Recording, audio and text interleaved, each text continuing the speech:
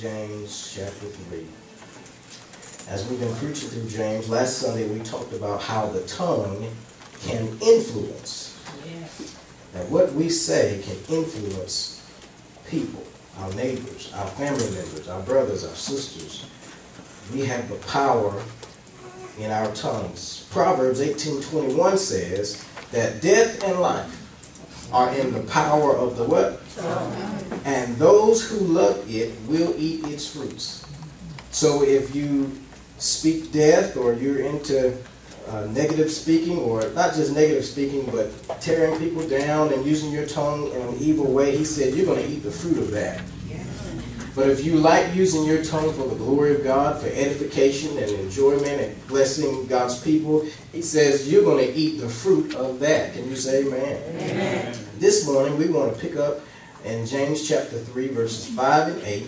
The tongue can cause injury. We want to dive a little bit deeper and deal with this issue still of the tongue. I believe that Christians, even this preacher here, sometimes have struggled with our mouths. That as Christians, we say some things that may not glorify Almighty God. We say some things sometimes that do not glorify each other. They hurt each other. They tear each other down. And you say, well, they deserved it. Well, we'll see. We'll see. We'll see. As we look at this text, I also believe that every one of us, it's my belief now, that every one of us at some point in time can remember at least one thing that was said to us that was negative. At least one particular thing that was said by an auntie or uncle or father or mother or husband or wife, teacher, or somebody that had some kind of influence in your life, that when they said it, it cut you to your heart. That it wounded your soul, so to speak. Every one of us can remember. That's what I think. That somebody said something to us that wounded us, and from that day on, it never left our minds. So it is with us today that if we are not careful, we too can say some things to hurt people, to hurt a family member, to hurt your husband, hurt your wife. We could say something that could really cause injury to each other. And we want to deal with that today. Only the Lord wants to bring our tongues under His control. Under His control. James points out several wonderful things for us. You know me, I'm going to give you about 3.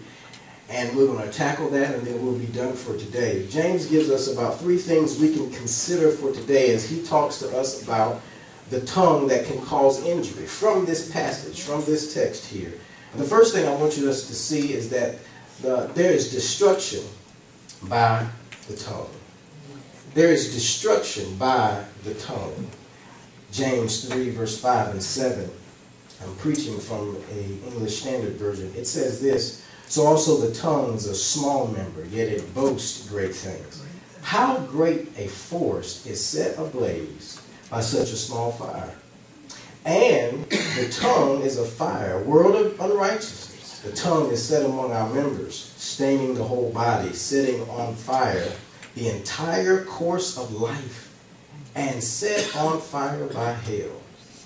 Well, let's get some examples about fire. All of us know that fire can start with just a spark. That's right. It just takes a little spark. With the right embers or the right fuel to make it burn, heat, or maybe straw or something that burns easily, all it takes is a spark, a cigarette butt. All right? So put your cigarette butts out before you toss it out the window. You could start a fire. Fire starts with just a spark. Not only does it start with just a spark, it can spread farther than you think it's going to spread. And that's why they tell you on a windy day, don't burn trash. Because that fire can get out of hand and spread to your neighbor's yard. Amen? Fire starts with a spark. Fire can spread. But also fire, when it touches, whatever it touches, fire swallows everything it touches up. Fire doesn't add value to anything it touches. It doesn't. It burns everything and anything. The only thing that fire may do is give light if it's not burning your house down. Only thing fire gives do is give heat if it's not burning your house down. Fire in the fireplace, good. Fire outside of the fireplace, bad. All right? Fire can start with just a spark. Fire can spread further than you think. Fire swallows up everything it touches, but also fire scars whoever it touches. Is that the truth?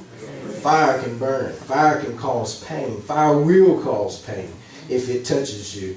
And so we look at this example that James gives us. He gives us through these next few verses. Last week we talked about the bit in the horse's mouth. These are called word pictures that James is trying to give us visual illustrations. He gives us the bit in the horse's mouth, how the bit controls the horse, the whole entire body of the horse, by just this small thing in its mouth.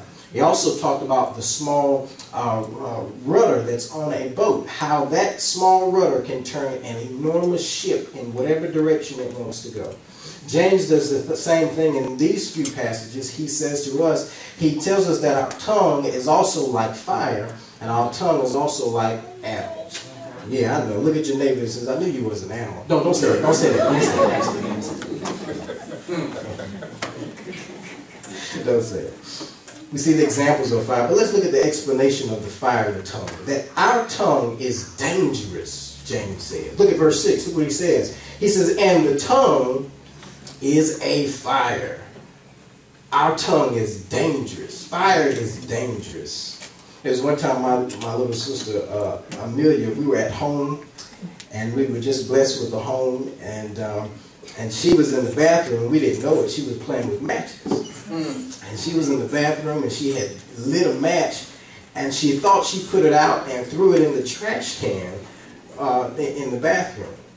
We had no idea. We were in the living room doing our thing, and all of a sudden we heard this big popping sound, just like something broke. Well, praise the good Heavenly Father that when she threw the match in the trash can was right next to the commode tank. And when the heat from the fire touched the commode tank, that cold water in there, it cracked the tank, and the water spilled out and put the fire out.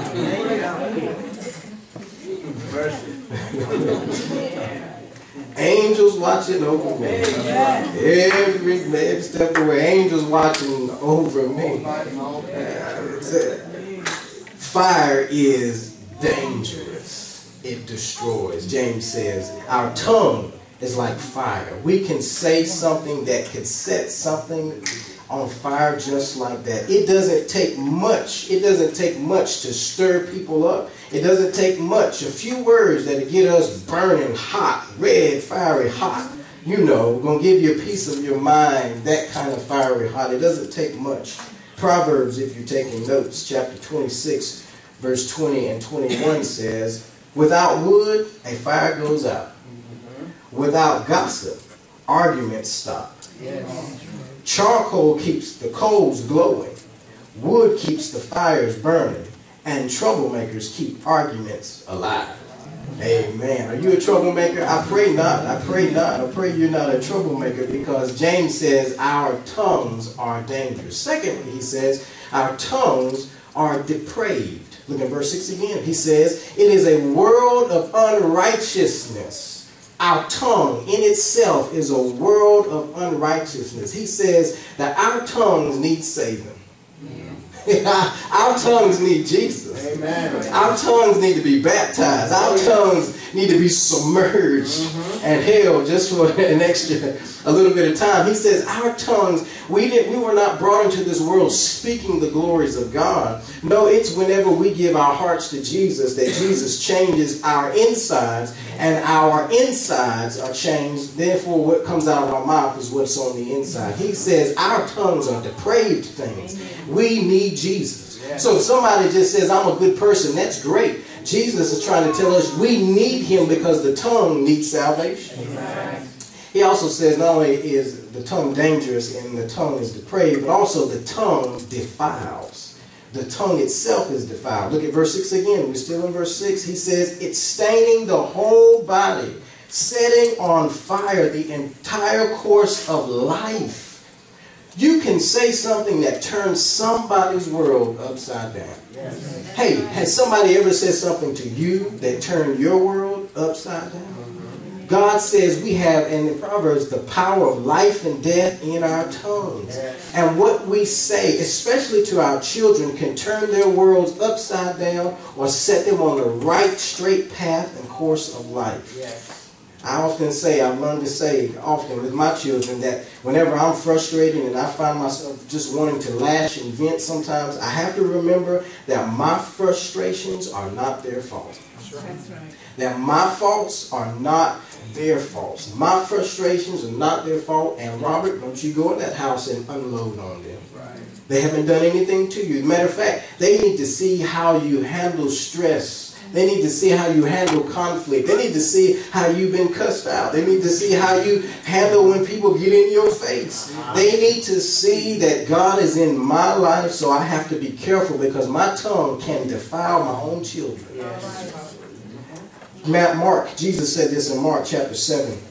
He says, I'm reading from an easy reader version. It says this: do you still have trouble understanding? Surely you know that nothing that enters the mouth from the outside can make people unacceptable to God. Food does not go into a person's mind. It goes into the stomach. Then it goes out of the body. No explanation needed. When Jesus said this, he meant that there is no food that is wrong for people to eat. All right? So I can eat pork and shrimp. For all y'all that have been talking against me, I can eat pork and shrimp. And Jesus said, verse 20, the things that make people wrong are the things that come from the inside. All these bad things begin inside a person in the mind. Bad thoughts, sexual sins, stealing, murder, adultery, greed, doing bad things to people, lying, doing things that are morally wrong, jealousy, insulting people, proud talking, and foolish living. These are the words of Jesus. Verse 23, he says, these evil things come from the inside of a person. And these are the things that make people unacceptable to God. He says, we are defiled. That tongue is defiled. Watch this, because the heart is defiled. And we need Jesus Christ. Because if we don't have Jesus operating in our lives, then who is really controlling our tongue? Push a little bit further. He said the tongue is dangerous. The tongue is depraved. The tongue is defiled. The tongue, listen, he said also is directed. Look at verse 6 again. We're still there. He says, and is set on fire by hell. He's saying our tongues are directed. If defilement and bitterness and evil speaking and lying and things that go against God's word, if that stuff is coming out of our mouth, he says, hell itself is directing our speech. James just really, he's really tough. He almost puts it like this: Satan uses our tongues to do his evil work. Right. If the speech of hell is coming out of our mouths, then what is living in our hearts? Let me go further. If Satan's words are coming out of our mouth, then who is living in our hearts? The gunman in Oregon, when they've been doing exposing some of the things that was going on in his life, the one that killed 9 people the week before last, it was discovered he was a Satan worshiper. He was a Satan worshiper. And when he asked the Christians to stand, it was because he hated the Christians. And he shot the Christians in the head. If you were another religion, he shot you in another part of your body. He was doing Satan's work because Satan was in his heart. Okay, so what comes out of our mouth, church, is what's on the inside of our hearts. And as much as Satan hates God and he hates his people, Satan uses people to get back at God. Yes. Satan uses any person that will willingly give their heart to him in any shape, form, or fashion. He'll use it to cause trouble in a Christian's life. And you may be married and you find yourself, and you've been calling your spouse the devil. Maybe they are the devil. Or maybe at some points they allow themselves to be used to say things to hurt you. All of us just need to be careful at what we say and what we do. Yes. Let the Lord save us. Let the Lord change our speech. Let the Lord really touch us in a special way. Listen, that brings glory to his name. Let me push it further. Did you know Peter, when Jesus was talking to Peter, Jesus said to Peter that he was going to be crucified, that he was going to have to go to Calvary, and he was going to have to die. And Peter said, ain't no way. No, you're not going to. No, I forbid it. And Jesus looked at Peter, St. Peter, Apostle Paul, Peter. He said, Peter. He said, Peter. He said, Satan, get thee behind me. He said, Satan, get thee back. For thy savor is not the things that be of God. He's saying, I don't know what happened to you, Peter, but Satan talking through you. And so it's easy for us to allow the enemy to get a hold of our tongues because, listen, the tongue causes destruction. Can you say amen? Amen. It's very important. Listen, I think the world right now looks at Christians sometimes and they say we cannot hear the difference between Christians and non-Christians. We don't hear the difference between Christians and non-Christians. And it's important that the world, in today's time, that the world sees that there's a difference in our lives. Yes. It's important that the world hears that there is a difference in our lives. Can you say amen? Amen. Here's our second point. Number one, destruction by the tongue. James points out, number two, death by the tongue. Death by the tongue. Look at verse 7. Verse 7 says, for every kind of beast and bird, of reptile and sea creature can be tamed, and has been tamed by mankind. But no man, no human being can tame the tongue. It is a restless evil, full of deadly poison. Oh boy, James, Jesus, lighten up. But James is just trying to explain some things. So he tells us, he gives us the example of fire, and he gives us the explanation of how that fire can, our fire is like the tongue. Here he switches over to animals. He gives us example of animals, okay? You're not an animal. James is not calling us an animal, but he is connecting the pieces here for us. He says that our tongues can be used kind of like animals. Well, let's give examples of animals. I looked at three things that I think animals will do to you. Wild animals will do to you. Not your pet dog or your pet cat or your pet lizard or snake. I'm talking about a wild animal. One of the things a wild animal will do is a wild animal will hide. If it's scared of you, it'll hide. Another thing a wild animal will do, if it's not scared of you, is it will hunt you. The last thing that a wild animal will do is it will hurt you. Have I covered it? If it's scared, it'll hide. But if it ain't scared and it's hungry, it's going to hunt you. It might be scared and it might hurt you. Or it might be hungry and it will hurt you. All right? He says, James says, that sometimes like our tongues are like animals in that sometimes we hide. Our tongues, we use our mouths to hide. We trick people with our mouths. We do what animals do. It's called camouflage. We hide. We feel a certain way but don't want to tell the truth about how we feel. Or we're trying to get around truth, so we disguise it in a different way. We do what wild animals do, is that we hide by tricks. Secondly, he said, we hunt. You know, an animal will track you. An animal who has keen smell, a wild animal who knows the scent of a person or an animal or prey, it will begin to track that animal or that person. And you could go for days and you not even know that the animal is right there in the bushes. Not even know that the animal is there lurking. I was at my backyard and I was cutting grass. My grass had gotten high. And I'm just walking about, going and walking about, going. And as I'm walking, something catches the corner of my eye. Woo! I mean, something caught the corner of my eye. Lord, give me strength. That thing, he had been sitting there the whole time, watching me. Long, whoa, he was long. And then as I kept looking, fear gripped my heart because he looked as though he was that big around. And as I stood there in terror, thinking that a python, an anaconda, a mutant was staring at me, that big around, I realized he had just eaten somebody. And his stomach was that big around. And so he had been sitting there that whole time just watching me move and move because he was trying to digest food that he just ate. And he died that I might live.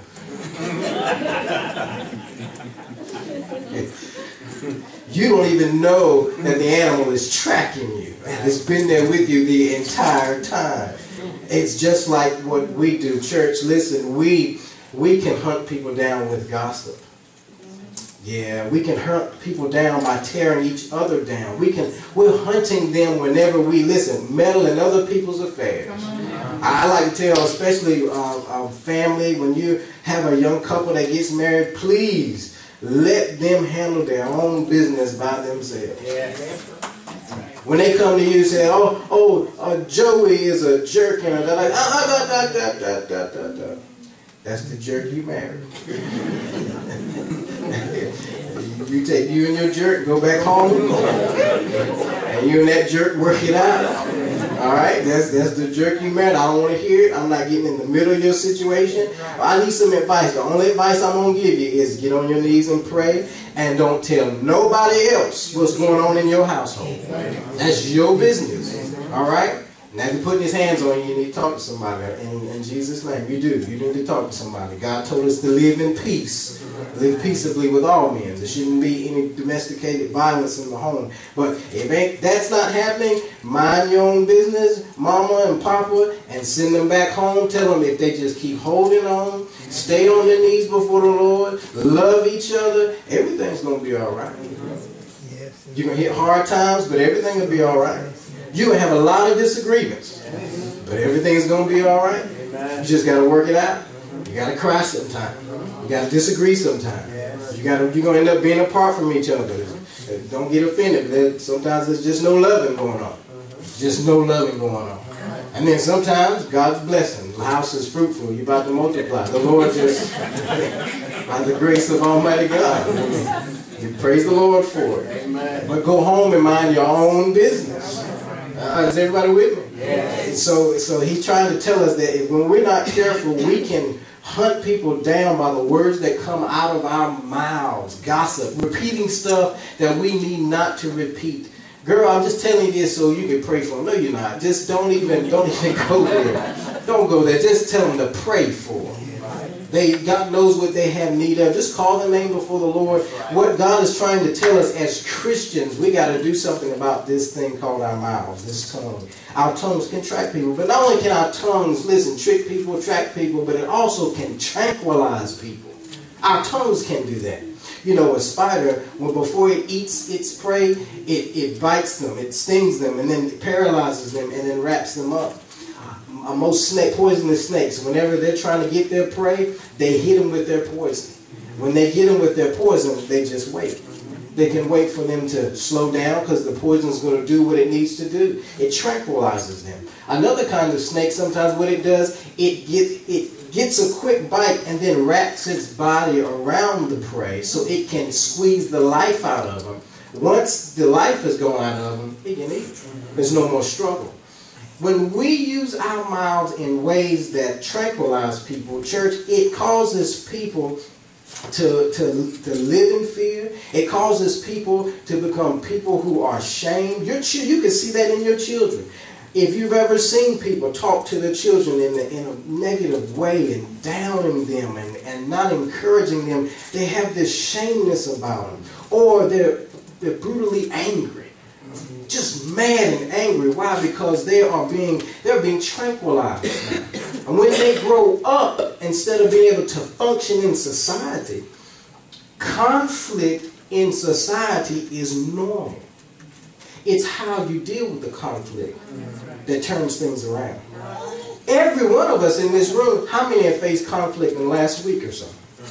Some kind of confrontation, some kind of disagreement, somebody opposing you, pushing back at you, you not getting what you wanted. They pushing you and trying to get you riled up. Every one of us face conflict. It's how we handle the conflict. And these angry young men, the problem is they've never been taught how to handle conflict. You can't shoot your way through everything. You can't kill everybody. You can't beat down everybody. You have to learn how to handle conflict. And when we pour things into our children, like the text says, poison. He said, our tongues are like full of deadly poison, he says. What we do, we tranquilize our children, and they cannot function in society as they are. You do the same thing with your husband or your wife. When you and I listen, God put us together to encourage each other. Right? God didn't put husbands and wives together to be in competition, to be fighting each other, for you to treat each other with disrespect and dishonor. He put us together to encourage each other. Somebody ought to give me a real strong amen. Amen. We are tranquilized by deceivers, disruptors, and discouragers. Deceivers, those who just tell untruths and tell lies. Church, we've got to be people that are honest. Yes. Disruptors, those who just cause division. Mm-hmm. Those who constantly are in an argument. Hey, if you're a combative person and you're always arguing, trying to get your point across, you need the peace of God in your heart. Yes. Okay? You need God's peace in your heart. It's okay not to win every battle. Amen. And she's right a little more than you want her to be right. Amen.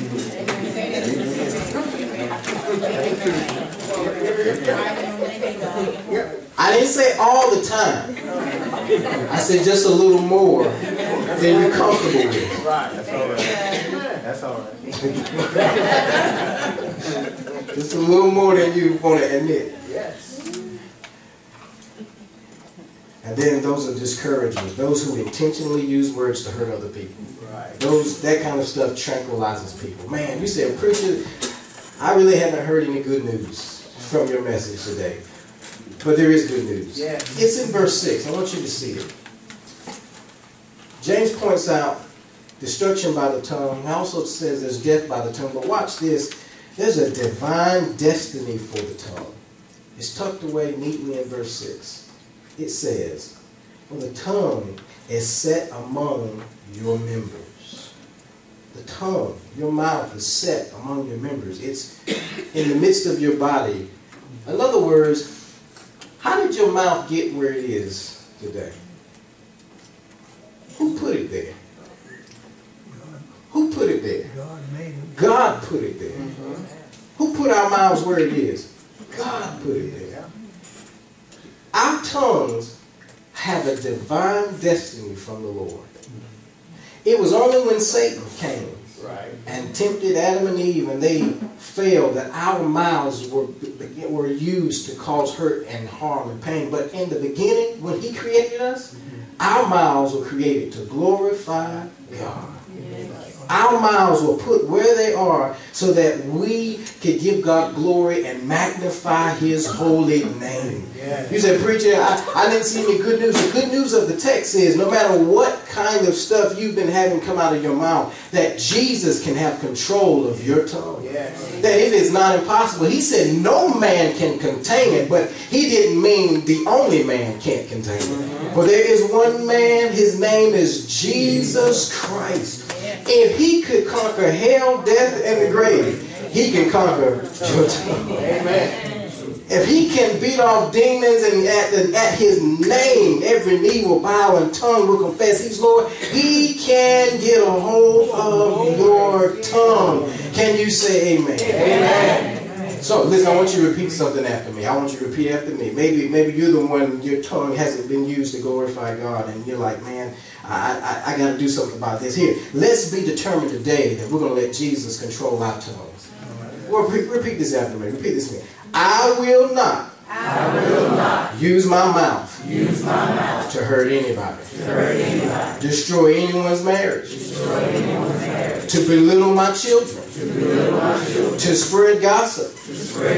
To threaten people. To manipulate families. But I will use my tongue to bless others. Now listen, turn to somebody that's sitting next to you. I want you to look at them. You're going to tell them something. You know, I don't talk a lot in church, but now I'm going to have you talk today. Do it, Lord. Look at somebody. Look at somebody. Somebody next to you. Look at them. You need to make this declaration of faith for yourself. You're going to repeat this after me. Are you ready? Are you looking at somebody? Don't look at the wall. Look at somebody. This is what I want you to say. You are too anointed. You are too anointed To be disappointed. to be disappointed. You are too blessed. You are too blessed To be depressed. to be depressed. You are inspired. You are inspired To be tired. to be tired. No, you're too inspired. You're too inspired To be tired. to be tired. You have, listen, you are blessed. You are blessed. Boy, y'all messed me up. Let me do that again. You are too chosen. You are too To chosen be frozen. to be You frozen. are too elected. You are too To elected be rejected. to be rejected. You're too inspired. You're too To inspired be tired. to be tired. You have more to shout about You have more to shout about than to pout about. than to power. You have more to sing about You have more to sing about than to complain about. than to complain about. A winner never quits, A winner never and a wins. quitter never wins. A winner never wins. So may the Lord bless you. So may the Lord bless you. May the Lord keep you. May the Lord keep you. May the Lord make his face May the Lord make his face shine upon you. shine upon you. May the Lord be gracious to you. Lord be gracious to you. And may the Lord lift up his countenance May the Lord lift up his countenance upon you and give you peace. and give you peace. Amen. Amen. Come on, let's bless the Lord. It's communion. Come on, it's communion.